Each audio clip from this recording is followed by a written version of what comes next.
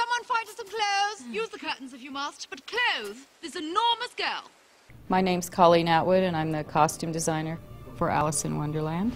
I think when you have a costume that really works for somebody, you really know it when they put it on and they start walking around in it and they start taking it on. Usually in the second fitting. The first time you're sort of getting fit right, but the second time around they start fooling around with it.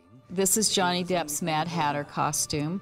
His coat was made by layering over 2 or 3 layers of really sheer silk over one other piece of silk, and then burning off the fabric in different areas to give it its age, but also to give it a sort of mood ring quality for lighting. He has a joke tie that he can pull up and down. For when he's happy, it rises up. When he's sad, it droops down.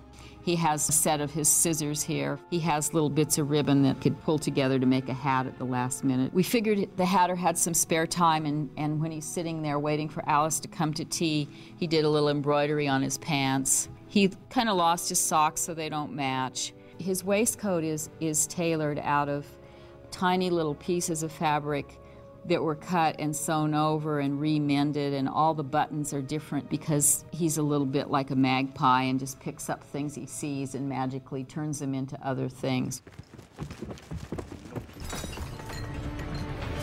Alice, you're terribly late, you know. So this is Alice's dress that she wears to the party at the very beginning of the movie. It's a real nod to the sort of blue of Alice and the sort of idea of a younger kind of Alice dress. We did embroidery at the hem, preempting there's rabbits and rural things, sort of preempting her run through the fields. Because she had to fall down the rabbit hole, she has a lot of layers on underneath. So when she goes upside down in the movie, you get to see the blue, and you get to see the fun stripes, and you get to see the stockings and the bloomers and all those things. This is Alice's costume when Alice turns into this gigantic Alice. We made this dress in a couple different scales to play with for Alice, and then they made the curtains in a bigger, wider stripe to play with the scale of the curtains on a bigger person to smaller.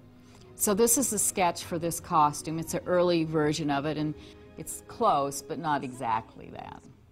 This is one of the preliminary sketches for the Red Queen. We had a lot of exercises with her costume because we played with the scale of her head. Her head is technically many different sizes in the movie, so we were trying to work out what was the best sort of approach to the costume, and this was an early version that's fairly close, but we ultimately ended up changing the neck of the costume because her collar needed to come up like this and divide her neck so she actually had a neck. Otherwise, it starts looking like a gigantic head just sitting on a little body. We did this black outline here to give her even a more kind of wasp-like middle, to have it almost come to a point and then back out to the big skirt. We knew her colors would be the colors of the Red Queen's court, which are red, black with a touch of gold.